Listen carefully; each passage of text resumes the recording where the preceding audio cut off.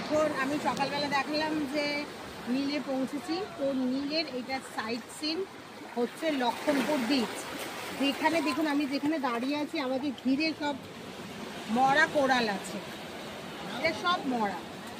তো এই মরা কোরাল দিয়ে দেখুন ওই যে ব্রিজটা বানানো হয়েছে, মানে বানানো হয়নি, ওটা প্রকৃতি নিজেই বানিয়ে নিয়েছে।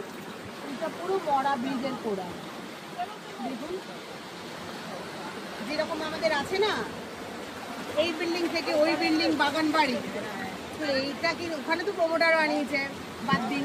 এখানে দেখুন সমুদ্র নিজেই বানিয়ে নিয়েছে, প্রকৃতি নিজেই বানিয়ে নিয়েছে।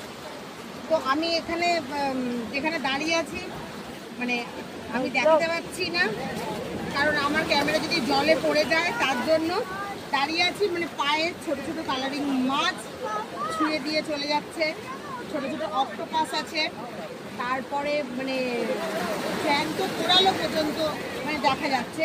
কিন্তু যেহেতু মানে ক্যামেরা মানে জলে যদি আমি চুবিয়ে দেখাতে পারি তাহলে আমি আপনাদের দেখাতে পারি, ওই জন্য আমি দেখাতে পারছি না, আমি নিজে আঁকাতে পারি।